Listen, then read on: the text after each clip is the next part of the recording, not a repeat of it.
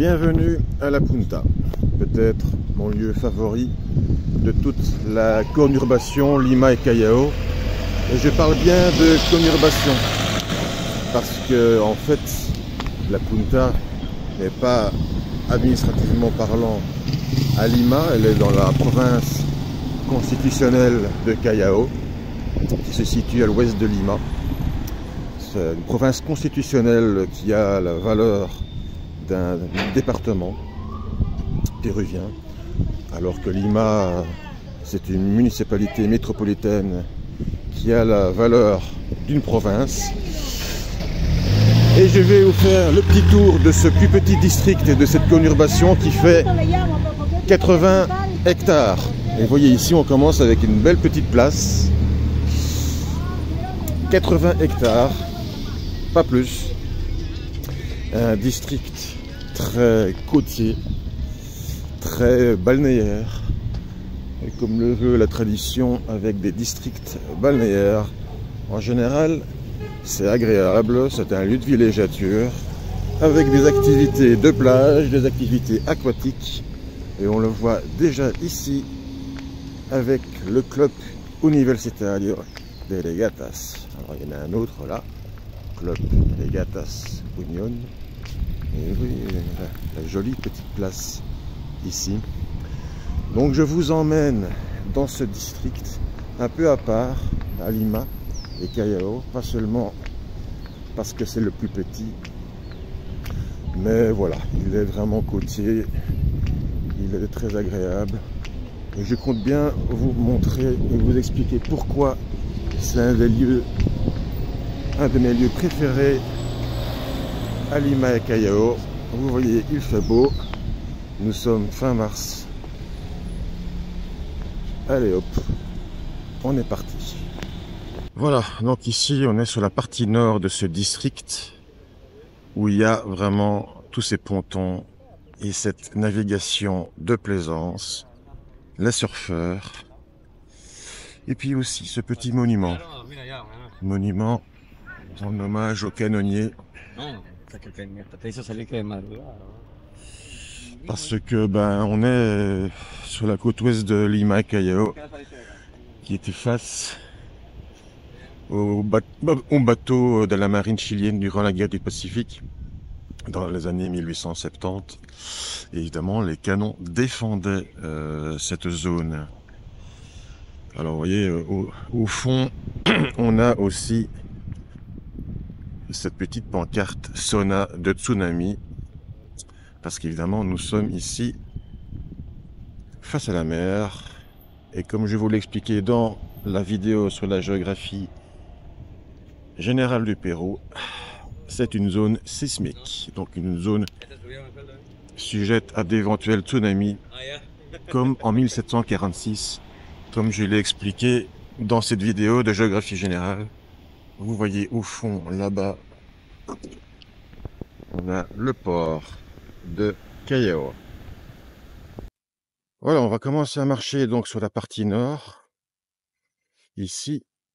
Et pendant que vous avez cette vue sur cette navigation de plaisance, je vais vous expliquer quelques éléments de géographie et même de géomorphologie, parce que on est donc à La Punta, donc forcément en français ça donne la pointe, on voit très très bien sur une carte, et cette pointe fait face à ce que vous avez au fond là, à l'arrière-plan, c'est l'île San Lorenzo. Donc pourquoi cette pointe? Parce qu'en fait, si vous regardez bien des vues aériennes de Lima, notamment la baie, quand vous allez vers le sud-est, vous avez des falaises de 40 mètres de haut, facile. Et cette falaise, en allant vers le nord-ouest, en allant vers la Punta, s'adoucit. Finalement, ici, il n'y a plus de falaise. Donc en fait, pourquoi?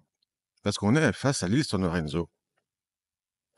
L'île San Lorenzo, elle a un impact sur cette géographie côtière, c'est que quand les vagues, la houle de l'océan Pacifique arrive face à cette île San Lorenzo, c'est un peu comme une onde optique, et il va y avoir un phénomène qu'on appelle la diffraction, c'est la diffraction que beaucoup de gens connaissent, surtout les mélomanes, quand ils regardent la pochette d'un album très célèbre, j'ai nommé Dark Side of the Moon. Et donc, la lumière là subit de la diffraction, elle est déviée. Et ici, c'est la même chose. L'onde marine est déviée à gauche, à droite de l'île. Et quand elle est déviée, toute onde marine, tout courant marin ou fluvial ou rivière est ralenti.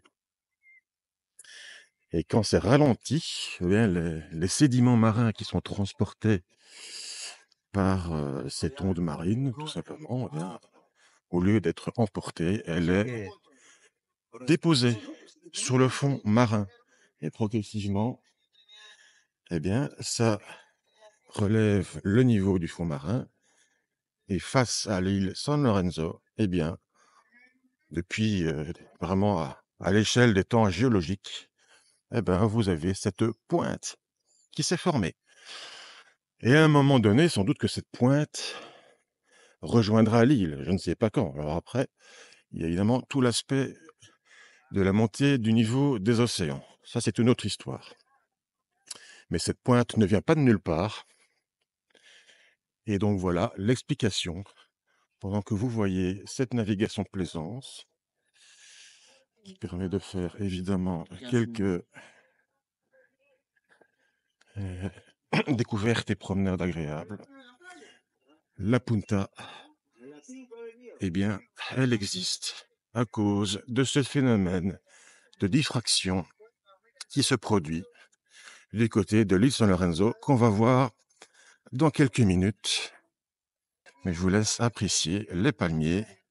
Et on va entrer dans une zone vraiment de villégiature avec les bâtiments type plutôt résidence côtière. Ça va être vraiment sympa. Allez, on continue. On vient de là, en fait. J'ai marché de là-bas. Et on va un petit peu entrer dans un de ces kiosques que vous voyez là. Toujours avec cette vue de navigation de plaisance. Et donc c'est parfait. On va avoir une vue à 360 degrés. Déjà au fond, vous avez les grues du port de Callao. Ceux qui ont été bercés par les aventures de Tintin. Moi, quand j'étais jeune, voilà, je me rappelle du port de Callao où est arrivé Tintin avec le capitaine Haddock. Et puis quand je suis arrivé au Pérou, je me suis rendu compte, tiens, mais ça me rappelle quelque chose. Et donc ici, on a voilà les édifices, un peu type résidence côtière. On les voit là. Alors on a une villa Montessori là. Donc on a le Malecón Pardo qui s'étire là. Ici c'est la plage Cantolao, celle qu'on avait en premier où on était là, avec les canonniers. C'était la plage Alieta. Et vous voyez, on a une vue ici à 360 degrés. Et voilà l'île San Lorenzo qu'on voit un petit peu plus dégagée là. Et on va aller face à ce massif insulaire. Et croyez-moi, ce n'est qu'un début. Si vous appréciez déjà la vidéo, ce n'est qu'un début. Je vais vous montrer vraiment de très jolies choses pour que vous puissiez tous venir ici. C'est tranquille à la Punta. Alors après, il faut venir jusqu'ici. Il faut prendre les transports en commun, passer dans des zones pas toujours très agréables, il faut reconnaître, mais il faut se dire, voilà, à la fin, on arrive à la Punta. C'est juste magnifique. Bon allez, on a encore avancé. Là, il y a un attroupement parce que ce sont des gens qui vont faire une visite. Là, vous avez des canons qui montrent encore une fois que la Punta était un petit peu au centre de la défense. Là, vous avez des officiers en blanc parce que nous sommes là. Il est écrit... Ouais, je vais un petit peu me déplacer en fait. Et ce sera encore mieux là-bas, mais ici, il y a un restaurant qui s'appelle El Mirador, où à mon avis, on a une belle vue. Forcément, un mirador, c'est pour avoir un panorama. Il y a une belle vue sur l'océan. Et alors là, vous avez des barrières. On peut voir, il est écrit Escuela Naval del Perú. Et en fait, ce qu'il faut savoir, c'est que donc, c'est quand même un assez grand espace, un assez grand bâtiment, à tel point que il fait un tiers de la superficie du district de La Punta. Alors ça veut encore indiquer que La Punta est vraiment petite. Encore une fois, 80 hectares, donc c'est-à-dire elle fait un peu plus d'1 kilomètre de long, mais elle fait pas 1 kilomètre de large. Hein. Parce que regardez, enfin, on a une rue ici, et on voit le fond, c'est la partie sud. J'ai un petit peu zoomé pour vous montrer, mais si on va vraiment au fond là-bas, c'est la partie sud. Et ben, la partie nord, elle est là, hein. Elle est derrière nous. Donc c'est un peu plus d'1 kilomètre de long quand même en longueur, mais certainement pas 1 kilomètre de large. Et on va voir un petit peu mieux là. Il est écrit Escuela Naval del Pelo. Et donc on est pratiquement au bout. Et c'est même ouvert là. Mais on est pratiquement au bout de ce district. Et d'ailleurs on voit là, regardez, au fond il y a un bus qui est en train de faire le tour. Voilà, il venait de la gauche, il repart vers la gauche. C'est le terminus des lignes de bus autour de la place centrale de La Punta qu'on va aborder dans quelques instants et qui est très jolie. Encore une des raisons pour lesquelles j'aime beaucoup ce petit coin. Vous pouvez quand même apprécier que c'est... Bon, il y a évidemment de l'activité touristique, maritime et tout, mais c'est quand même assez tranquille. On respire la mer, on respire... Voilà, la paix, la sérénité. Et ça respire aussi, regardez, les beaux bâtiments. On va arriver à la place et vous allez en avoir d'autres. Voilà, on est sur cette place que je vais vous montrer dans son entièreté une fois dans le kiosque. Admirez ce kiosque bien coloré avec le drapeau péruvien. Voilà, déjà, on a déjà le parterre, là, regardez. Rappelez-vous ce que j'ai déjà dit dans d'autres vidéos, les petits parcs municipaux, les petites places centrales au Pérou sont quand même très jolies. Et celle-ci en est un parfait exemple. On voit là déjà un premier bâtiment là, bleu clair, à côté un autre. Puis alors celui qu'on a longé là tout en blanc. Voilà, encore une fois, les espaces verts quand même bien entretenus. La compagnie des bomberos, donc des pompiers. Vous avez une église là qu'on voit pas très bien derrière les arbres. On a d'autres bâtiments, on a la municipalité là qui est en jaune clair, un peu cassé. Mais voyez que tout ça est bien entretenu. C'est très agréable. Alors bon, au kiosque ça en est encore plus. Parce qu'il fait quand même... enfin, il fait pas trop chaud non plus. On a le vent de la mer, mais le soleil cogne. Voilà, il faut quand même avoir quelques zones à l'ombre pour faire ce petit tour. Mais donc on arrive tout doucement au bout de la pointe. On va arriver face à l'île San Lorenzo, qui est responsable de tout ceci. Et puis on va repartir donc sur la partie sud qui est par là.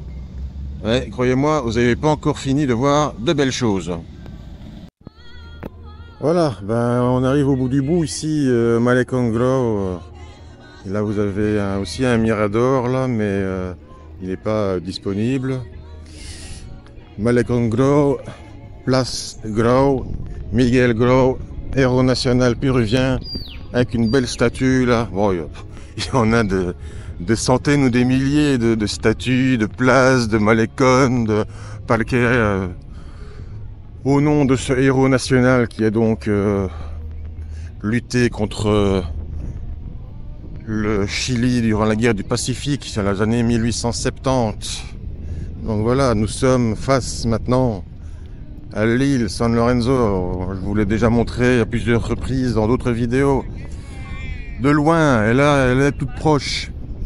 Avec à gauche l'île El Frontón, J'ai un petit peu me tourner parce que bon, il y avait il y a de la musique par là, il y a quelques stands là au fond, des jeunes, ils reviennent en rose noir, qui dansent un petit peu. Je sais pas ce qu'elles préparent, mais voilà. Avec si vous avez avec un petit peu une structure en estrade, certainement des événements culturels qui se déroulent ici à certains moments avec le kiosque là. Et imaginez, bon, vous êtes en plein soleil, hein, si vous devez faire ça, c'est peut-être plus le soir, je ne sais pas, mais imaginez faire ça à midi en plein été, ça ne va pas être c'est agréable, mais il faut quand même bien se protéger. Bon, on va un petit peu marcher sur les galets parce que ça, il n'y a que des galets à Lima pour aller sur les plages. Bon, là, vraiment au bord. Vous voyez, il y a des vagues là. C'est les vagues qui déposent, suite à la diffraction, qui déposent les sédiments et qui agrandissent progressivement la pointe. Jusqu'à quand ou ça, c'est autre chose. Allez, voilà, on y est. Bon, donc et là, les galets un peu mouillés, donc on voit jusqu'où vont les vagues. Jusqu'à cette petite limite là. Bon, les vagues sont pas énormes non plus, mais c'est quand même toujours un petit peu dangereux, on ne sait jamais ce qui peut se passer.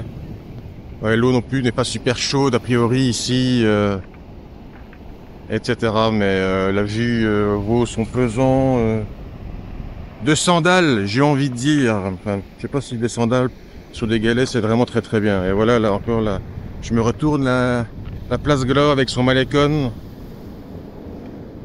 Et donc on va aller vers la droite maintenant pour faire la partie sud de cette punta. C'est moyen parce que avec les galets c'est pas facile. Alors voilà, un petit peu à l'ombre et ici voilà, vous avez l'entrée d'un restaurant qui me paraît de fort belle facture avec une belle table, un sofa. Bon, je sais pas combien ça doit coûter pour manger ici, j'imagine que c'est du poisson. Vous avez toute une série de restaurants, on va le voir à gauche. Des restaurants de fruits de mer. Il y en a qui s'appelle le Neptuno pour au cas où vous oublieriez qu'ici on est proche de la mer. Voilà, donc la place encore avec des cyclistes. Il faut dire qu'ici on est au bout de Lima, donc il y a toute une piste cyclable qui démarre d'ici le long de la mer. Et donc on va aller par là maintenant. Bienvenue chez moi, dans ma maison. Je suis là. Résidente VIP ici, le meilleur endroit pour vivre. Dit cette gaviota peruana, la mouette. Je sais pas, vous l'entendez peut-être déjà. Alors il y a une ouverture là qui fait entrer un petit peu l'eau. D'habitude ici c'est moins inondé. Regardez, vous avez même un héron là je pense. Mais regardez, on va aller à gauche. Regardez-moi ça. Et vous les aviez entendues peut-être, toutes les mouettes. Elles sont là, par centaines, je dis bien par centaines. C'est leur coin favori sur leur résidence, il ne faut pas venir les ennuyer. Qu'est-ce qu'elles peuvent se dire dans ce brouhaha? Regardez, alors, il y en a quelques-unes qui volent là, mais je suis venu il y a quelques semaines ici. Et ici, c'était un balai, mais majestueux. Elles se sont toutes ou presque envolées dans un balai circulaire absolument magnifique. On les voit là, regardez un petit peu là, mais l'autre semaine, c'était bien mieux encore. 10 fois, 15 fois, 20 fois mieux. C'était incroyable. C'est vraiment leur résidence. Ce sont les VIP ici. Bon, il y a le héron, là, il y en a même peut-être un autre. Pour moi, ici, c'est le clou du spectacle. On est sur la partie sud. Et quand elles s'envolent toutes ensemble, c'est un spectacle naturel subjugant. Ah, voilà, hein, donc c'est assez marécageux. Playa La Alenilla. Et vous les voyez, les mouettes. Ouais, c'est pas des centaines, c'est des milliers. C'est hallucinant. Il y en a quelques-unes qui volent. Regardez, alors ce qui est magnifique ici, c'est que en fait, on a, si on zoome un peu, on a toute la côte de Lima. regardez. Et derrière, vous avez les contreforts des Andes qui émergent. Ouais, alors quand elles s'envolent toutes, c'est hallucinant. J'ai rarement vu un spectacle aussi, donc un spectacle naturel aussi beau. Bon, là, elles sont assez tranquilles. Je suis déjà venu plusieurs fois ici. Je les trouve assez tranquilles. Elles sont peut-être fatiguées. Bah, je viens toujours le dimanche matin, donc c'est pas ça qui devrait changer. Mais bon, voilà. Regardez, alors là, vous avez des infrastructures sportives. Vous avez à droite même un colisée sportif. Vous avez une salle de fitness. Imaginez faire du sport comme ça, face à la mer, avec ce bruit de mouettes. Je sais pas si ce sont les mouettes rieuses de Gaston Lagaffe. Elles font du bruit, mais à mon avis, elles ne sont pas en train de rire. Elles font autre chose. Elles disent autre chose. Elles communiquent, mais quoi? Enfin, voilà. Ouais, on approche tout doucement de la fin. Vous avez un petit dauphin, là. Bon, c'est toujours une place bien sympathique. Il suffit pas de beaucoup pour avoir une douceur de vivre à la péruvienne avec cette petite place quand même assez bien entretenue, verte. Avec un petit pont rustique là, magnifique, des embarcations pour faire des petits tours. On a les mouettes encore par là au loin. Et on va s'engager sur ce malecón, la promenade côtière. Vous voyez là, vous avez un petit ponton au fond, où j'étais il y a quelques minutes pour observer les mouettes. C'est des petits pontons d'observation tranquilles, vous pouvez vous asseoir. Bon, par contre, la capacité est limitée à 8 personnes, si possible. Je pense pas que ce soit totalement et toujours respecté. Mais on approche tout doucement de la fin. Mais j'aimerais quand même encore vous montrer l'une ou l'autre chose tout à fait intéressante avant de terminer. Ouais, vous voyez qu'on arrive au bout de ce malecón bien vert là, toujours avec ici il y a vraiment plus d'eau, donc les mouettes sont là-bas au fond. Et ce que je voulais vous montrer, c'est un petit détail qui moi je trouve absolument magnifique. Vous avez un chien là, il n'est pas vivant, hein. C'est un chien, je ne sais pas en quel matériau, il a quelque chose sur son dos.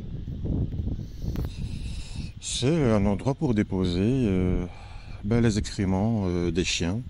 Donc quand vous promenez votre chien ici, vous devez vous promener avec un sac en plastique pour récupérer la crotte de votre chien et vous le mettez dans cet endroit-là, sur le dos du chien.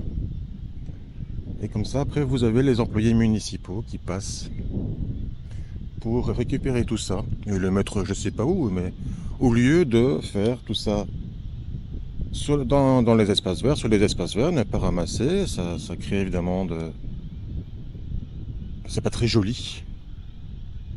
Mais on prend un chien en matériaux, là, pour inciter les gens. Et je trouve ça super intelligent. Et là, en fait, il y a une petite pancarte où il est mis